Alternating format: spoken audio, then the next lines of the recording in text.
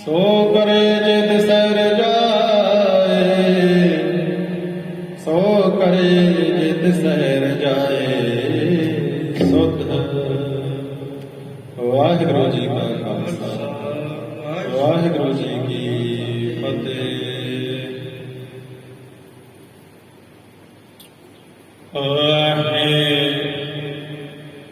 वाहिगुरु जी,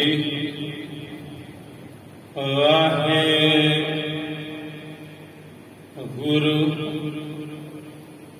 तू समर्थ वड्डा, तू तू तू तू तू समर्थ वड्डा। मेरी मत थोरी राम, मेरी मत थोरी राम। हाँ क्या सालाही किरम जंत। हाँ क्या सालाही किरम जंत। बड़ी तेरी वडियाई, वड्डी तेरी वडियाई। तेरे कवन कवन गुण कह कह गावा। तू साहिब गुणी निधाना, तुमरी महिमा तुमरी महिमा। तुमरी तुमरी तुमरी तुमरी तुमरी तुमरी तुमरी महिमा वरन ना साखों, वरन ना साखों। तुमरी महिमा वरन ना साखों। तू ठाकुर, तू ठाकुर ऊच भगवाना। तू ठाकुर ऊच भगवाना। तू ठाकुर तुम बह अरदास।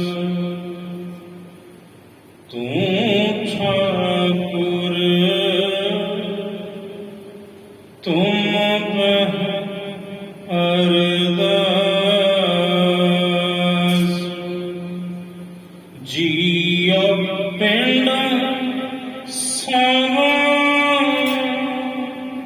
तेरी रास। जियो पिंड सावा तेरी रास। तू ठाकुर तुम बह अरदास। तू ठाकुर तुम बह अरदास। जियो पिंड सावा तेरी रास। जियो पिंड सावा तेरी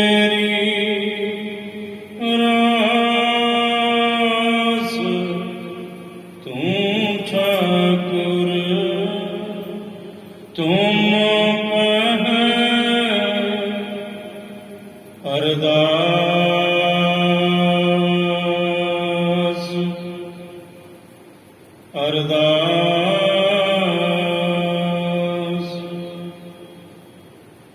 ਅਰਦਾਸ।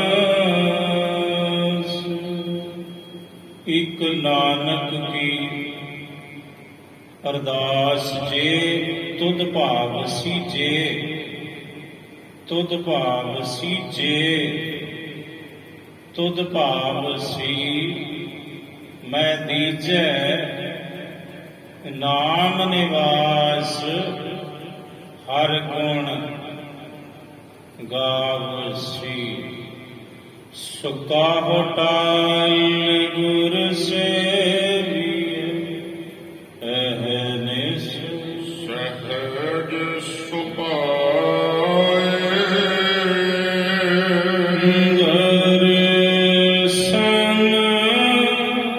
ਪਰਸਿਆ ਗੁਰੂ ਕੈ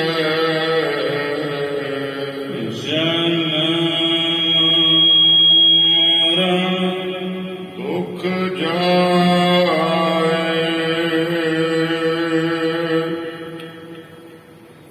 ਸਤਿਨਾਮ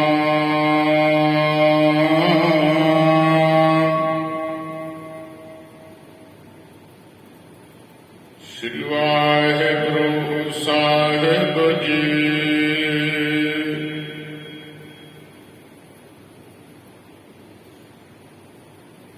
ਹਰ ਕਥ ਕਥਾ ਕਾ ਜਿਨ ਰਸ ਚਾਖਿਆ,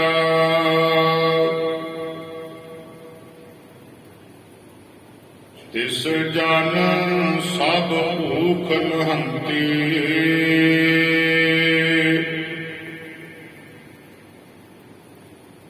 ਨਾਨਕ ਜਨ ਹਰ ਕਥਾ ਸੁਣ ਤ੍ਰਿਪਤੇ,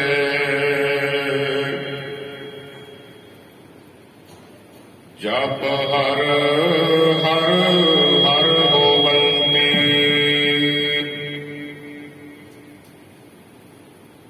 ਹਰ ਕਥ ਕਥਾ ਕਾ ਜਿਨ ਰਸ ਚਾਖਿਆ,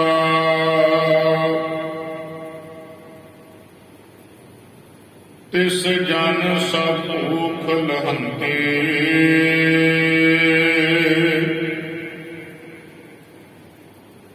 ਨਾਨਕ ਜਨ ਹਰ ਕਥਾ ਸੁਨ ਤ੍ਰਿਪਤੇ,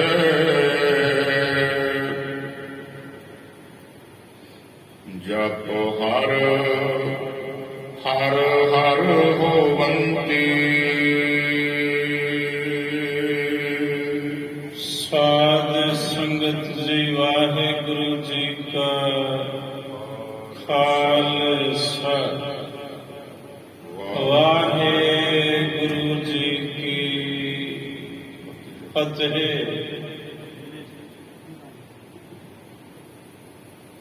ਸਾਹਿਬ ਸਤਿਗੁਰੂ ਗੁਰੂ ਅੰਗਦ ਦੇਵ ਸਾਹਿਬ ਜੀ ਮਹਾਰਾਜ ਫੇਰ ਵਸਾਇਆ, ਫੇਰ ਆਣ। ਸਤਿਗੁਰ ਖਾਡੂਰ ਬਾਬਾ ਫੇਰੂ ਜੀ ਦੇ ਸਪੁੱਤਰ ਧੰਨ ਧੰਨ ਭਾਈ ਲਹਿਣਾ ਜੀ ਸਾਹਿਬ ਗੁਰੂ ਅੰਗਦ ਦੇਵ ਸਾਹਿਬ ਜੀ ਨੇ ਫਿਰ ਖਡੂਰ ਨੂੰ ਵਸਾਉਣਾ ਕੀਤਾ, ਫੇਰ ਵਸਾਇਆ, ਫੇਰ ਆਣ। ਸਤਿਗੁਰ ਖਾਡੂਰ ਜਪ ਤਪ ਸੰਜਮ ਨਾਲ ਤੁਧ। ਇਹ ਗੁਰੂ ਅੰਗਦ ਦੇਵ ਸਾਹਿਬ ਜੀ ਤੁਹਾਡੇ ਨਾਲ ਤੇ ਜਪ ਤਪ ਸੰਜਮ ਆਇਆ, ਕਿਉਂਕਿ ਇਹ ਤੁਹਾਡੇ ਨਾਲ ਹੀ ਸੀ ਸਭ ਕੁਝ।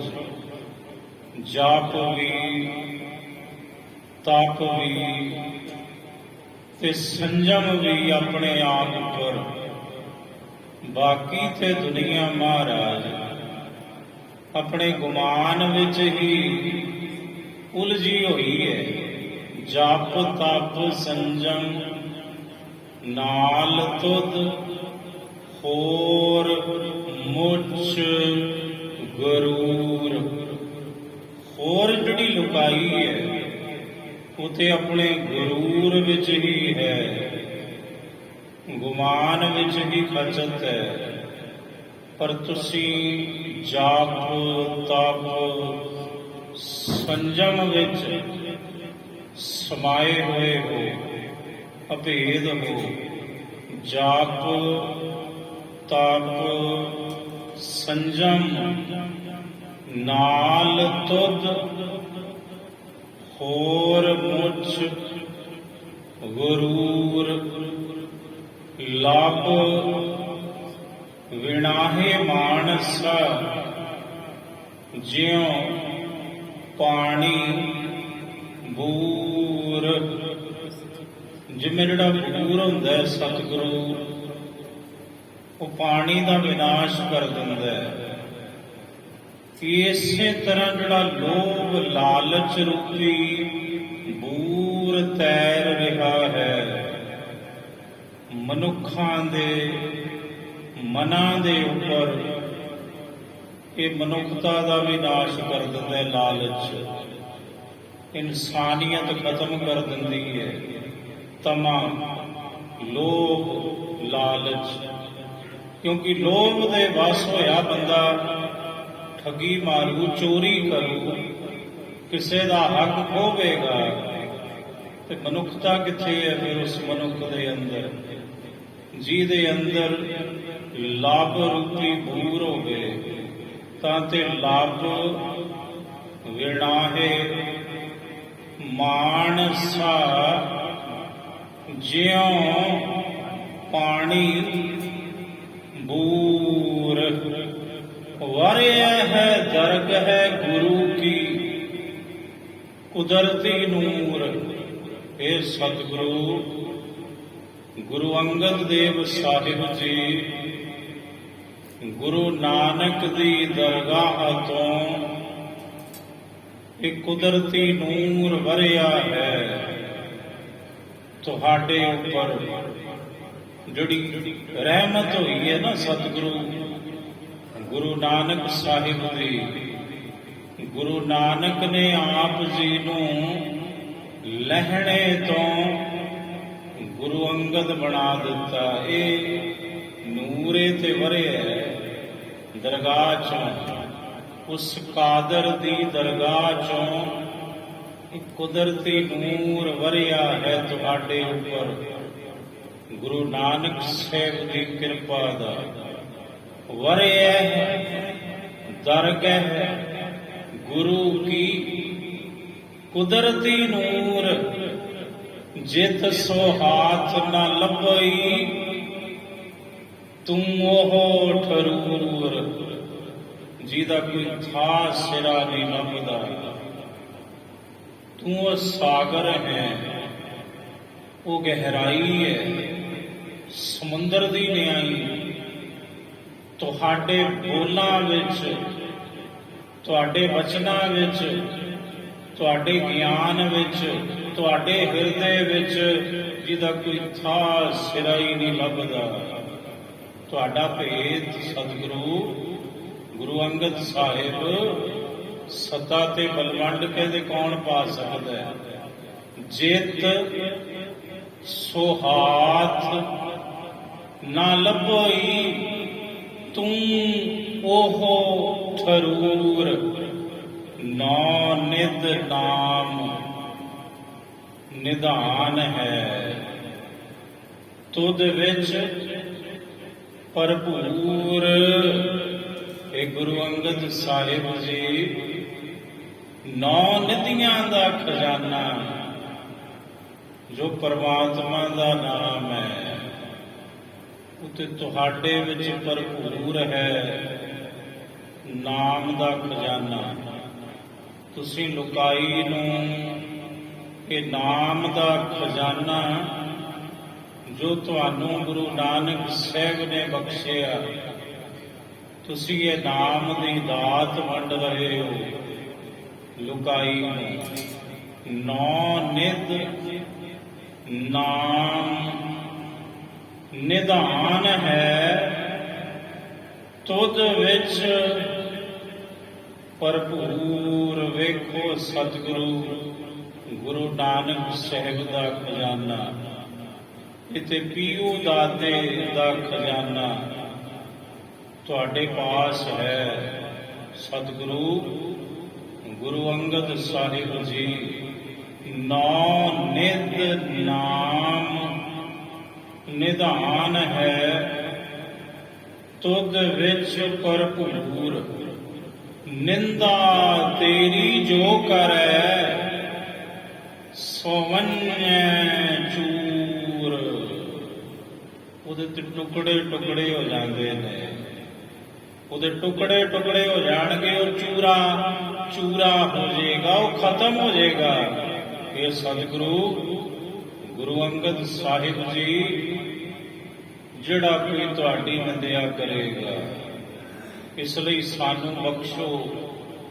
ਸਾਥੋਂ ਵੀ ਤੁਹਾਡੀ ਨਿੰਦਿਆ ਹੋਈ ਤੇ ਮਹਾਰਾਜ ਅਸੀਂ ਵੀ ਚੂਰ ਚੂਰ ਹੋ ਗਏ, ਟੁੱਟ ਗਏ, ਖਿੰਡ ਗਏ, ਪਰ ਰਹਿਮਤ ਕੀਤੀ ਸਾਹਿਬ ਗੁਰੂ ਅਰਜਨ ਦੇਵ ਜੀ ਨੇ। ਹੁਣ ਸਾਨੂੰ ਆਪਣੇ ਚਰਨਾਂ ਨਾਲ ਮੇਲ ਲਿਆ, ਜੋੜ ਲਿਆ। ਤੁਸੀਂ ਵੀ ਸਾਡੇ ਤੇ ਕਿਰਪਾ ਕਰੋ। ਅਸੀਂ ਤੁਹਾਡੀ ਨਿੰਦਿਆ ਕੀਤੀ ਮਹਾਰਾਜ, ਤੇ ਅਸਲੀਅਤ ਇਹ ਹੈ ਸਤਿਗੁਰੂ ਜਿਹੜਾ ਗੁਰੂ ਦੀ ਨਿੰਦਿਆ ਕਰਦਾ ਉਹ ਟੁਕੜੇ ਟੁਕੜੇ ਹੋ ਜਾਂਦਾ ਹੈ, ਉਹ ਖੇਰੂ ਖੇਰੂ ਹੋ ਜਾਂਦੇ ਆ। ਨਿੰਦਾ ਤੇਰੀ ਜੋ ਕਰੈ, ਸੋਵੰਨੈ ਚੂਰ। ਨਿੰਦਾ ਤੇਰੀ ਜੋ ਕਰੈ, ਸੋਵੰਨੈ ਚੂਰ। ਨੇੜੇ ਦਿਸੈ ਮਾਤ ਲੋਕ, ਤੁਧ ਸੁਝੈ ਦੂਰ।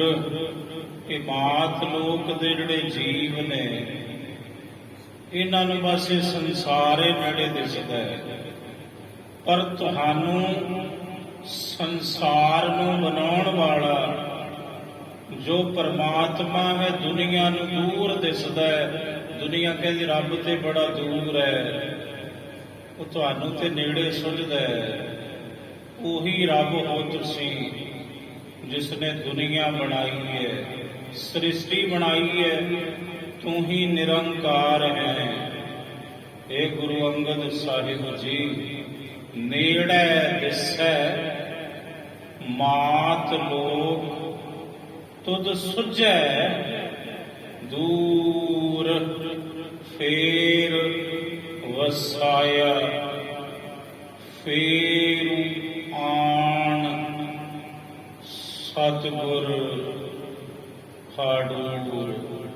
ਇਹ ਬਾਬਾ ਫੇਰੂ ਜੀ ਦੇ ਨੰਦਨ ਗੁਰੂ ਅੰਗਦ ਦੇਵ ਸਾਹਿਬ ਜੀ, ਇੰਜ ਤੁਸਾਂ ਫੇਰ ਮੱਤੇ ਦੀ ਸਰਾਂ ਤੋਂ ਚੱਲ ਕੇ ਖਡੂਰ ਨੂੰ ਭਾਗ ਲਾਏ, ਤੇ ਖਡੂਰ ਸਾਹਿਬ ਵਿੱਚ ਟਿਕੇ ਖਡੂਰ ਨੂੰ ਬਸਾਉਣਾ ਕੀਤਾ ਤੁਸਾਂ। ਆਓ ਲੜੀਵਾਰ ਕਥਾ ਸਾਹਿਬ ਸੱਚੇ ਪਾਤਸ਼ਾਹ ਗੁਰੂ ਰਾਮਦਾਸ ਸਾਹਿਬ ਜੀ ਮਹਾਰਾਜ ਰਾਗ ਨਟ ਨਾਰਾਇਣ ਵਿੱਚ ਇਹ 7ਵਾਂ ਸ਼ਬਦ ਹੈ ਗੁਰੂ ਰਾਮਦਾਸ ਜੀ ਦਾ।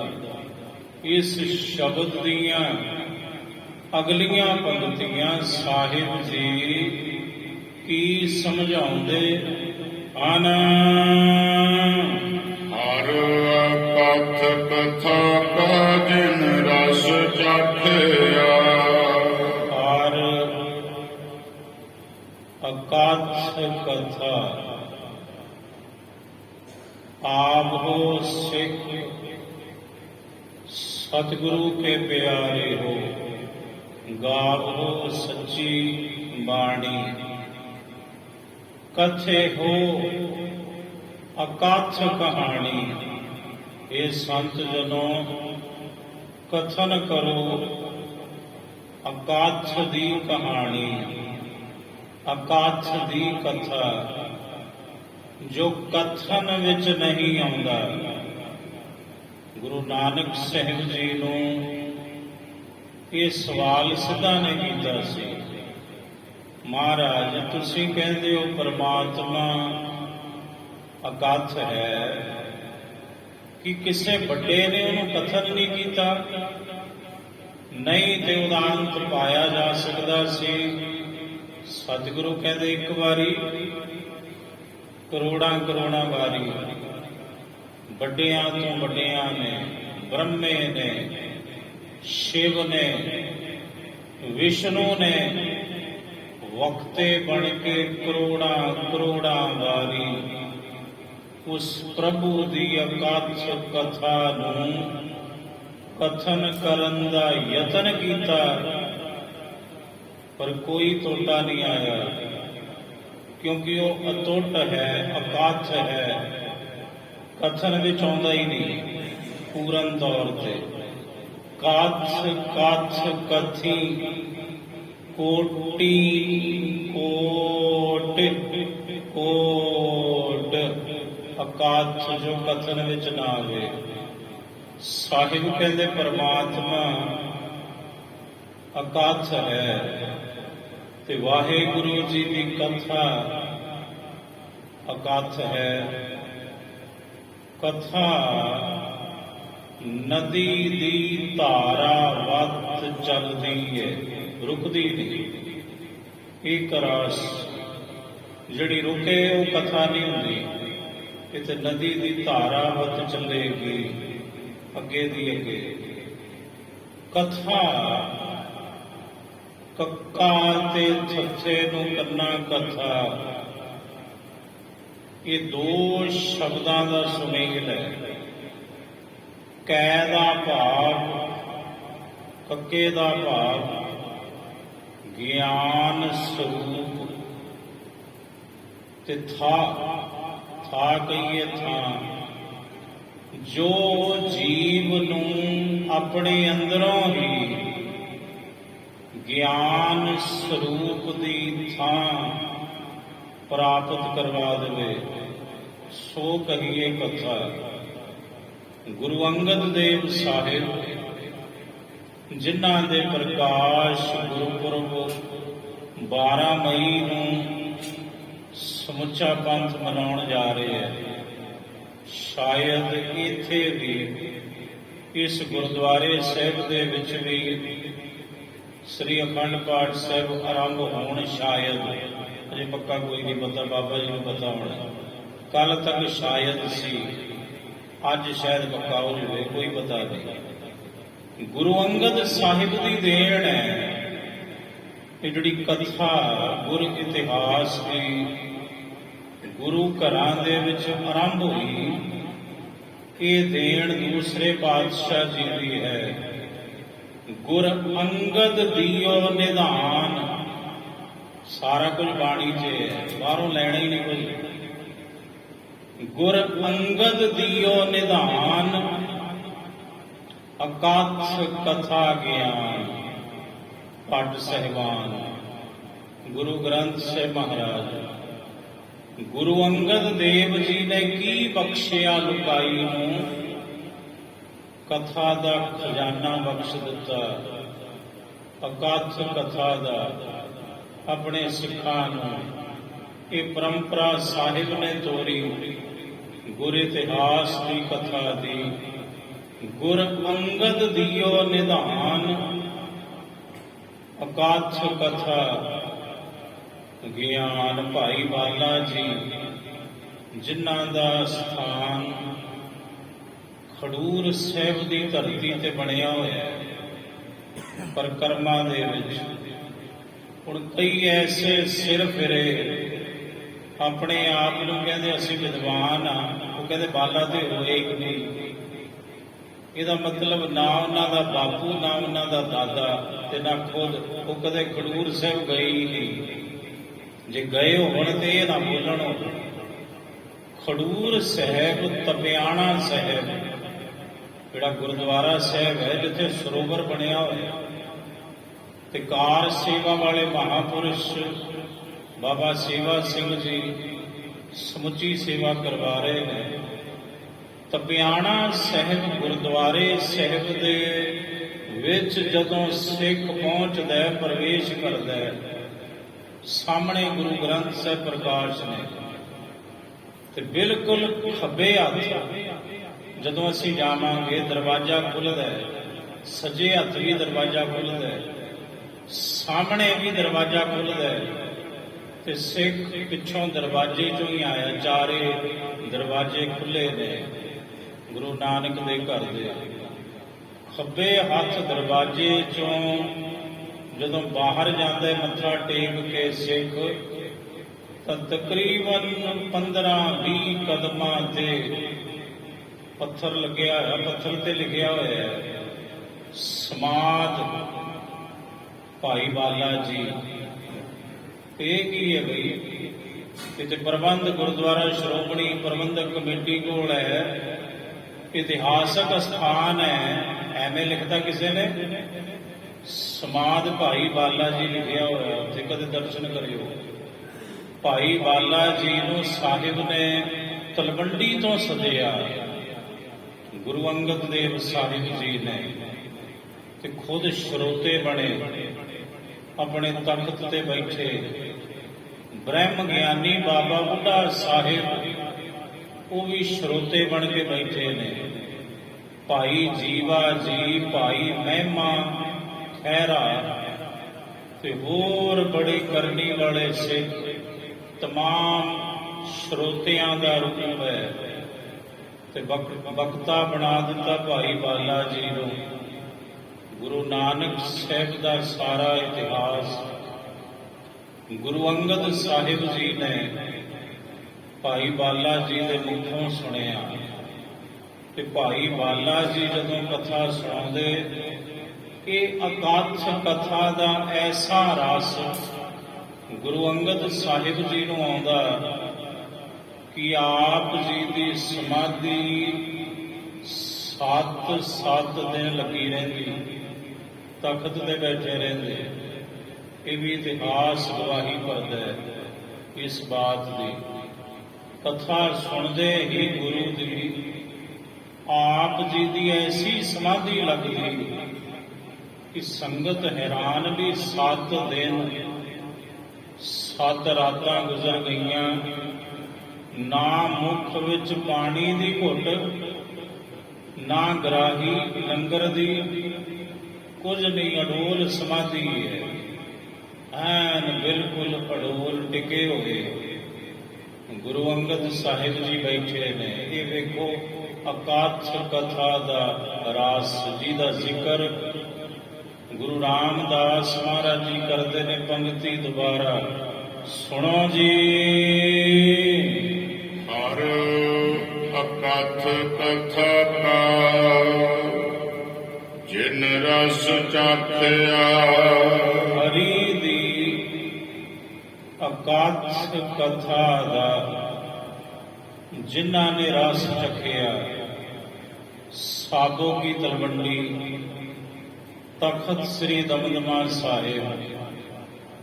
ਜਦੋਂ ਮਹਾਰਾਜ ਜੀ ਨੇ 9 ਮਹੀਨੇ 9 ਦਿਨ 9 ਘੜੀਆਂ 9 ਪਲਾਂ ਵਿੱਚ ਆਪਣੇ ਮੁਖੋਂ ਮੂੰਹ ਜ਼ਬਾਨੀ ਸਾਰੀ ਬਾਣੀ ਉਚਾਰਨ ਕੀਤੀ।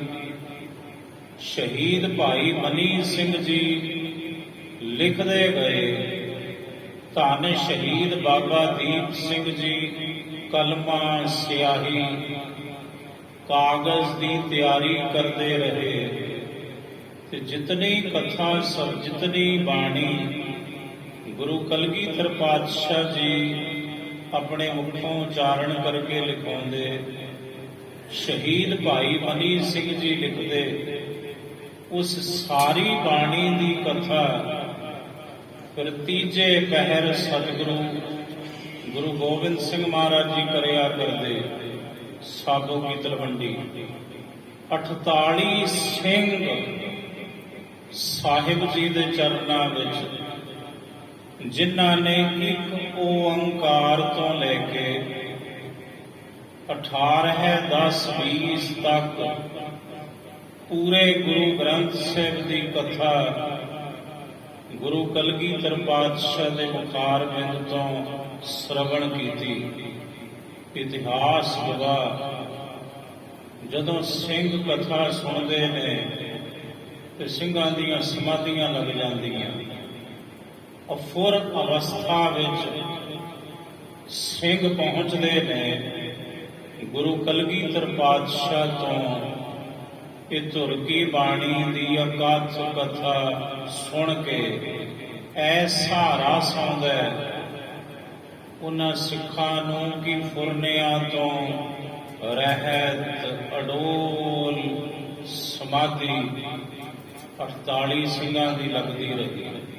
ਲਗਾਤਾਰ ਜਦੋਂ ਸਾਹਿਬ ਤੋਂ ਆਪ ਜੀ ਕਥਾ ਸੁਣਦੇ ਰਹੇ, 48 ਸਿੰਘਾਂ ਨੂੰ ਮਹਾਰਾਜ ਜੀ ਨੇ ਗੁਰਬਾਣੀ ਦਾ ਬੋਧ ਵੀ ਬਖਸ਼ਿਆ। ਪੂਰੀ ਕਥਾ ਸੁਣਾਈ ਆਪਣੇ ਮੁਖਾਰ ਬਿੰਦ ਤੋਂ। ਗੁਰੂ ਗ੍ਰੰਥ ਸਾਹਿਬ ਜੀ ਦੇ ਅਰਥ ਸਰਬੰਸ ਦਾਨੀ ਗੁਰੂ ਕਲਗੀਧਰ ਪਾਤਸ਼ਾਹ ਜੀ ਨੇ ਆਪਣੇ ਮੁਖੋਂ ਸ਼ਰਵਣ ਕਰਵਾਏ ਤੇ ਜਿਨ੍ਹਾਂ ਨੂੰ ਰਾਸ ਆਇਆ ਉਹਨਾਂ ਦੀ ਅਡੋਲ ਸਮਾਧੀ ਲੱਗਦੀ ਸੀ। ਧੰਨ ਸ਼ਹੀਦ ਬਾਬਾ ਦੀਪ ਸਿੰਘ ਜੀ, ਦਮਦਮੀ ਟਕਸਾਲ ਦੇ ਪਹਿਲੇ ਮੁਖੀ। ਜਦੋਂ ਬਾਬਾ ਬੰਦਾ ਸਿੰਘ ਬਹਾਦਰ ਜੀ ਪੰਜਾਬ ਵੱਲ ਆਏ ਤਾਂ ਧੰਨ ਸ਼ਹੀਦ ਬਾਬਾ ਦੀਪ ਸਿੰਘ ਜੀ ਨੇ ਤਕਰੀਬਨ ਹਰ ਮੁਹਿੰਮ ਵਿੱਚ ਆਪ ਜੀ ਦਾ ਵੱਡਾ ਸਾਥ ਦਿੱਤਾ।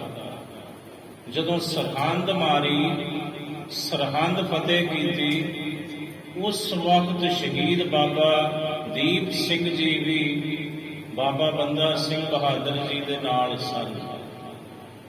ਤੇ ਜਦੋਂ ਸਰਹੰਦ ਮਾਰੀ, ਉਦੋਂ ਸ਼ਹੀਦ ਬਾਬਾ ਦੀਪ ਸਿੰਘ ਜੀ ਦਾ ਇੱਕ ਦੰਦ ਟੁੱਟਿਆ ਸੀ ਤੇ ਪੂਰੀ ਕੌਮ ਨੇ ਧੰਨ ਸ਼ਹੀਦ ਬਾਬਾ ਦੀਪ ਸਿੰਘ ਜੀ ਨੂੰ ਜਿੰਦਾ ਸ਼ਹੀਦ ਦਾ ਖਿਤਾਬ ਬਖਸ਼ਿਆ ਸੀ ਸਰਹੰਦ ਫਤਿਹ ਤੇ। ਇੱਥੋਂ ਬਾਬਾ ਬੰਦਾ ਸਿੰਘ ਬਹਾਦਰ ਜੀ ਸਮਾਂ ਪਾ ਕੇ ਜਦੋਂ ਤਖਤ ਸ੍ਰੀ ਕੇਸਗੜ੍ਹ ਸਾਹਿਬ ਅਨੰਦਪੁਰ ਸਾਹਿਬ ਦੀ ਪਾਵਨ ਧਰਤੀ ਤੇ ਗਏ ਤਾਂ ਬਹੁਤ ਲੰਬਾ ਸਮਾਂ, ਤਕਰੀਬਨ ਕਈ ਮਹੀਨੇ ਧੰਨ ਸ਼ਹੀਦ ਬਾਬਾ ਦੀਪ ਸਿੰਘ ਜੀ ਤੋਂ ਬਾਬਾ ਬੰਦਾ ਸਿੰਘ ਜੀ ਬਹਾਦਰ ਰੋਜ਼ਾਨਾ ਬਾਣੀ ਦੀ ਕਥਾ ਸ਼ਰਵਣ ਕਰਿਆ ਕਰਦੇ ਸਨ। ਤੇ ਜਦੋਂ ਧੰਨ ਸ਼ਹੀਦ ਬਾਬਾ ਦੀਪ ਸਿੰਘ ਜੀ ਗੁਰਬਾਣੀ ਦੀ ਕਥਾ ਕਰਦੇ ਸਨ ਨਾ ਤਾਂ ਘੰਟਿਆਂ ਬੱਧੀ ਸਮਾਧੀ ਲੱਗਦੀ ਸੀ ਧੰਨ ਸ਼ਹੀਦ ਬਾਬਾ ਬੰਦਾ ਸਿੰਘ ਬਹਾਦਰ ਜੀ ਦੀ। ਤੇ ਇੱਕ ਦਿਨ ਬਾਬਾ ਬੰਦਾ ਸਿੰਘ ਬਹਾਦਰ ਜੀ ਨੇ ਕਹੀ ਦਿੱਤਾ, ਕਹਿੰਦੇ ਬਾਬਾ ਦੀਪ ਸਿੰਘ ਜੀ, ਜਦੋਂ ਤੁਸੀਂ ਕਥਾ ਕਰਦੇ ਹੋ ਨਾ, ਤੁਸੀਂ ਨਹੀਂ ਕਰਦੇ, ਤੁਹਾਡੀ ਕਥਾ ਤੇ ਕਲਗੀਆਂ ਵਾਲਾ ਤੁਹਾਡੀ ਰਸਨਾ ਤੇ ਬੈਠਾ ਹੁੰਦਾ ਹੈ, ਉਦੋਂ ਇਤਨਾ ਰਸ ਆਉਂਦਾ ਹੈ ਤੁਹਾਡੇ ਕੋਲੋਂ ਕਥਾ ਸ਼ਰਵਣ ਕਰਕੇ। ਸੱਚ ਕਹਾਂ ਬਾਬਾ ਦੀਪ ਸਿੰਘ ਗੁਰੂ ਨਾਨਕ ਹੀ ਕਥਾ ਸੁਣਾਉਂਦੇ ਨੇ, ਤੁਸੀਂ ਨਹੀਂ ਜੇ ਸੁਣਾਉਂਦੇ। ਅਕਾਥ ਕਥਾ ਕਾ ਜਿਨ ਰਾਸ ਚਾਖਿਆ, ਤਿਸ ਜਨ ਸਭ ਭੂਖ ਲਹੰਤੀ। ਫਿਰ ਉਸ ਜਨ ਦੀ, ਉਸ ਗੁਰੂ ਦੇ ਪਿਆਰੇ ਭਗਤ ਦੀ, ਗੁਰਮੁਖ ਦੀ, ਸੰਤ ਦੀ ਸਾਰੀ ਤ੍ਰਿਸ਼ਨਾ ਰੂਪੀ ਭੁੱਖ ਉਤਰਦੀ ਏ ਮਨੋ। ਨਾਨਕ ਜਨ ਹਰ ਕਥਾ ਸੁਣ ਤ੍ਰਿਪਤੇ। ਸਾਹਿਬ ਕਹਿੰਦੇ ਹੈ ਨਾਨਕ, ਗੁਰੂ ਰਾਮਦਾਸ ਜੀ ਕਹਿ ਰਹੇ ਨੇ, ਕਿਉਂਕਿ ਜਿਹੜਾ ਨਾਨਕ ਪਦ ਹੈ ਉਹ ਸਿੱਖ ਧਰਮ ਦੇ ਅੰਦਰ ਗੱਦੀ ਵਾਚਕ ਸ਼ਬਦ ਹੈ। ਨਾਨਕ ਪਦ ਬਾਣੀ ਗੁਰੂ ਨਾਨਕ ਸਾਹਿਬ ਨੇ ਉਚਾਰਨ ਕੀਤੀ ਤੇ ਸਾਹਿਬ ਕਹਿੰਦੇ ਕਹੋ ਨਾਨਕ। ਬਾਣੀ ਗੁਰੂ ਅੰਗਦ ਸਾਹਿਬ ਜੀ ਨੇ ਉਚਾਰਨ ਕੀਤੀ ਤੇ ਸਤਿਗੁਰੂ ਕਹਿੰਦੇ ਕਹਿ ਨਾਨਕ। ਬਾਣੀ ਗੁਰੂ ਅਮਰਦਾਸ ਸਾਹਿਬ ਜੀ ਨੇ ਉਚਾਰਨ ਕੀਤੀ ਤੇ ਸਤਿਗੁਰੂ ਕਹਿੰਦੇ ਕਹੈ ਨਾਨਕ। ਇਹ ਨਾਨਕ ਕਹਿ ਰਿਹਾ। ਬਾਣੀ ਗੁਰੂ ਰਾਮਦਾਸ ਸਾਹਿਬ ਜੀ ਨੇ ਉਚਾਰਨ ਕੀਤੀ ਤੇ ਸਤਿਗੁਰੂ ਕਹਿੰਦੇ ਕਹੋ ਨਾਨਕ। ਬਾਣੀ ਦੇ ਮੋਹਿਤ ਧੰਨ ਗੁਰੂ ਅਰਜਨ ਦੇਵ ਸਾਹਿਬ ਜੀ ਨੇ ਬਾਣੀ ਉਚਾਰਨ ਕੀਤੀ, ਸਤਿਗੁਰੂ ਕਹਿੰਦੇ ਕਹੋ ਨਾਨਕ। ਬਾਣੀ ਨੌਵੇਂ ਪਾਤਸ਼ਾਹ ਗੁਰੂ ਤੇਗ ਬਹਾਦਰ ਸਾਹਿਬ ਮਹਾਰਾਜ ਜੀ ਨੇ ਉਚਾਰਨ ਕੀਤੀ ਤਾਂ ਸਤਿਗੁਰੂ ਕਹਿੰਦੇ ਕਹੋ ਨਾਨਕ। ਕਮਾਲ ਹੈ। ਹੁਣ ਨਾਨਕ ਸਾਹਿਬ ਗੁਰੂ ਨਾਨਕ ਦੇਵ ਜੀ ਬਾਣੀ ਉਚਾਰਨ ਕਰਨ ਤੇ ਕਹਿਣ ਕਹੋ ਨਾਨਕ, ਕਿਤੇ ਸਪਸ਼ਟ ਬਾਤ ਹੈ ਨਾ। ਪਰ ਭਾਈ ਲਹਿਣਾ ਜੀ ਗੁਰੂ ਅੰਗਦ ਸਾਹਿਬ ਜਦੋਂ ਬਣੇ ਤੇ ਜਦੋਂ ਸਤਿਗੁਰੂ ਨੇ ਸ਼ਲੋਕ ਉਚਾਰਨ ਕੀਤੇ ਉਹਦੇ ਵਿੱਚ ਵੀ ਕਹਿੰਦੇ ਕਹੋ ਨਾਨਕ। ਗੁਰੂ ਅਮਰਦਾਸ ਜੀ ਨੇ ਬਾਣੀ ਉਚਾਰਨ ਕੀਤੀ, ਸਤਿਗੁਰੂ ਕਹਿੰਦੇ ਕਹੈ ਨਾਨਕ। ਕਹੋ ਨਾਨਕ। ਗੁਰੂ ਰਾਮਦਾਸ ਜੀ ਬਾਣੀ ਉਚਾਰਨ ਕਰਨ ਤੇ ਫੇਰ ਕਹਿਣ ਜਨ ਨਾਨਕ। ਕਹੋ ਨਾਨਕ। ਬਾਣੀ ਗੁਰੂ ਅਰਜਨ ਦੇਵ ਸਾਹਿਬ ਉਚਾਰਨ ਕਰਨ ਤੇ ਕਹਿਣ ਕਹੋ ਨਾਨਕ। ਬਾਣੀ ਗੁਰੂ ਤੇਗ ਬਹਾਦਰ ਸਾਹਿਬ ਜੀ ਉਚਾਰਨ ਕਰਨ ਤੇ ਫੇਰ ਕਹਿਣ ਕਹੈ ਨਾਨਕ। ਇਹਦਾ ਭਾਵ ਕੀ ਹੈ? ਇਹ ਨਾਨਕ ਨਾਨਕ ਨਾਨਕ ਨਾਨਕ ਇਹ ਕਿਹੜਾ ਪਦ ਹੈ? ਇਹ ਗੁਰੂ ਘਰ ਦੇ ਵਿੱਚ ਗੱਦੀ ਵਾਚਕ ਸ਼ਬਦ ਹੈ ਨਾਨਕ। ਕਿਉਂਕਿ ਸਿੱਖ ਧਰਮ ਦੇ ਅੰਦਰ ਗੁਰੂ ਇੱਕ ਹੈ ਤੇ ਉਸੇ ਗੁਰੂ ਨੇ 10 ਜਾਮੇ ਧਾਰਨ ਕੀਤੇ। ਜੋਤ ਉਹੀ ਹੈ ਇੱਕ। ਗੁਰੂ ਨਾਨਕ ਸਾਹਿਬ ਨੇ ਆਪਣੀ ਜੋਤ ਗੁਰੂ ਅੰਗਦ ਸਾਹਿਬ ਜੀ ਦੇ ਹਿਰਦੇ 'ਚ ਟਿਕਾਈ ਤੇ ਲਹਿਣੇ ਤੋਂ ਗੁਰੂ ਅੰਗਦ ਬਣਾ ਦਿੱਤੇ। ਉਹੀ ਜੋਤ ਗੁਰੂ ਨਾਨਕ ਸਾਹਿਬ ਦੀ ਗੁਰੂ ਅੰਗਦ ਸਾਹਿਬ ਨੇ ਗੁਰੂ ਅਮਰਦਾਸ ਮਹਾਰਾਜ ਜੀ ਦੇ ਹਿਰਦੇ 'ਚ ਟਿਕਾ ਦਿੱਤੀ ਤੇ ਬਣਾ ਦਿੱਤੇ ਗੁਰੂ ਅਮਰਦਾਸ ਸਾਹਿਬ। ਇਹੀ ਜੋਤ 10ਵਾਂ ਜਾਮਾ ਗੁਰੂ ਕਲਗੀਧਰ ਪਾਤਸ਼ਾਹ ਜੀ ਨੇ ਰਹਿੰਦੀ ਦੁਨੀਆ ਤੱਕ ਸ਼ਬਦ ਗੁਰੂ ਵਿੱਚ ਟਿਕਾ ਦਿੱਤੀ ਤੇ ਬਚਨ ਕਰ ਦਿੱਤੇ ਸਭ ਸਿੱਖਨ ਕੋ ਹੁਕਮ ਹੈ ਗੁਰੂ ਮਾਨਿਓ ਗ੍ਰੰਥ ਸਭ ਸਿੱਖਨ ਕੋ ਹੁਕਮ ਹੈ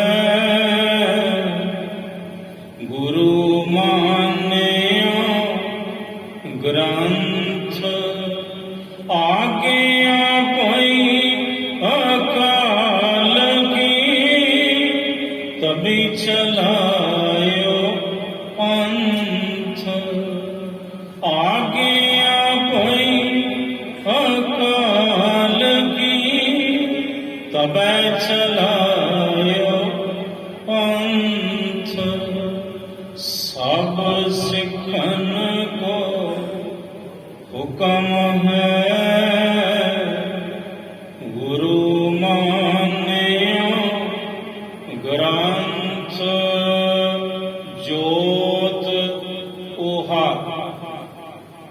ਹੁਣ ਸੁਣੋ, ਸਿੱਖ ਧਰਮ ਵਿੱਚ ਇੱਕ ਗੁਰੂ ਨੇ 10 ਜਾਮੇ ਕਿਵੇਂ ਧਾਰਨ ਕੀਤੇ। ਗੁਰਬਾਣੀ ਚੋਂ ਸੁਣੋ, ਇੱਕਾ ਬਾਣੀ, ਇੱਕ ਗੁਰ, ਇੱਕੋ ਸ਼ਬਦ ਵਿਚਾਰ। ਦੂਸਰਾ ਪ੍ਰਮਾਣ, ਜੋਤ ਓਹਾ ਗੁਰੂ ਨਾਨਕ ਵਾਲੀ, ਜੁਗਤ ਸਾਏ, ਜੁਗਤੀ ਵੀ ਉਹੀ ਹੈ, ਤਬਦੀਲੀ ਕਿੱਥੇ ਹੋਈ? ਕਾਇਆ ਪਲਟੀ, ਕੇਵਲ ਜਾਮੇ ਬਦਲੇ, ਕੇਂਦਰ ਬਦਲੇ, ਜਾਮੇ ਬਦਲੇ, ਨਾ ਜੋਤ ਬਦਲੀ ਤੇ ਨਾ ਜੁਗਤ ਬਦਲੀ। ਗੁਰੂ ਗ੍ਰੰਥ ਸਾਹਿਬ ਜੀ, ਜੋਤ ਓਹਾ ਜੁਗਤ ਸਾਏ, ਸਹਿਕਾਇਆ ਫੇਰ ਪਲਟੀ ਹੈ। ਤਬਦੀਲੀ ਆਈ ਤੇ ਜਾਮਿਆਂ ਵਿੱਚ ਆਈ। ਗੁਰੂ ਨਾਨਕ ਸਾਹਿਬ ਨੇ ਜਾਮੇ ਧਾਰਨ ਕੀਤੇ 10 ਤੇ 10ਵੇਂ ਜਾਮੇ ਵਿੱਚ ਸਾਹਿਬ ਜੀ ਨੇ ਆਪਣੀ ਜੋਤ ਰਹਿੰਦੀ ਦੁਨੀਆ ਤੱਕ ਸ਼ਬਦ ਗੁਰੂ ਦੇ ਵਿੱਚ ਟਿਕਾ ਦਿੱਤੀ। ਤੇ ਜਦੋਂ ਦੁਨੀਆ ਨਹੀਂ ਰਹੂਗੀ ਉਦੋਂ ਵੀ ਸ਼ਬਦ ਰਹੇਗਾ, ਕਿਉਂਕਿ ਜਦੋਂ ਦੁਨੀਆ ਨਹੀਂ ਸੀ ਸ਼ਬਦ ਹੀ ਸੀ, ਤੇ ਜਦੋਂ ਦੁਨੀਆ ਫਨਾ ਹੋ ਜੂ ਸ਼ਬਦ ਫੇਰ ਵੀ ਕਾਇਮ ਰਹੇਗਾ। ਇਸੇ ਲਈ ਮਹਾਰਾਜ ਜੀ ਨੇ ਕਿਹਾ, ਸਭ ਸਿੱਖਨ ਕੋ ਹੁਕਮ ਹੈ, ਗੁਰੂ ਮਾਨਿਓ ਗ੍ਰੰਥ ਏਕ ਸ਼ਬਦ।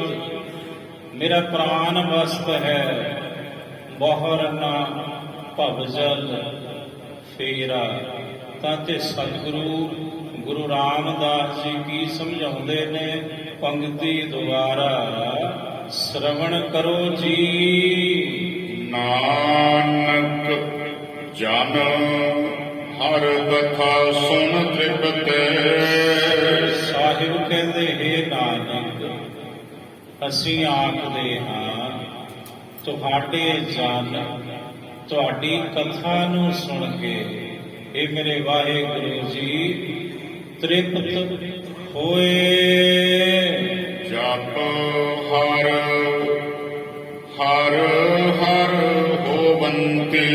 ਤੇ ਜਪ ਹਰ ਹਰ, ਤੇ ਤੁਹਾਡੇ ਜਨਾਂ ਨੇ ਇਹ ਵਾਹਿਗੁਰੂ ਜੀ ਤੁਹਾਡੇ ਨਾਮ ਨੂੰ ਜਪ ਕੇ ਹਰ ਹੋਵੰਤੀ, ਉਹ ਤੁਹਾਡਾ ਹੀ ਸਰੂਪ ਹੋ ਗਏ।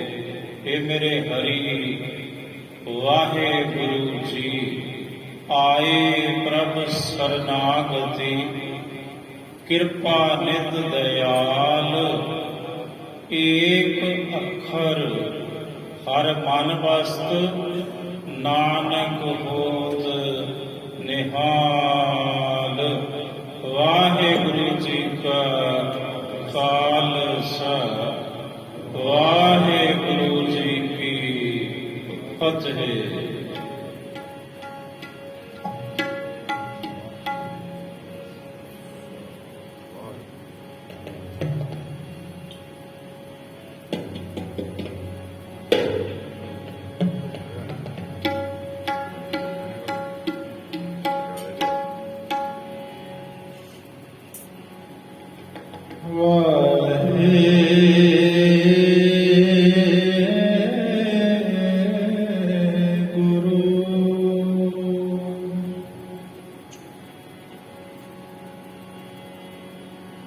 ਸਤਨਾਮ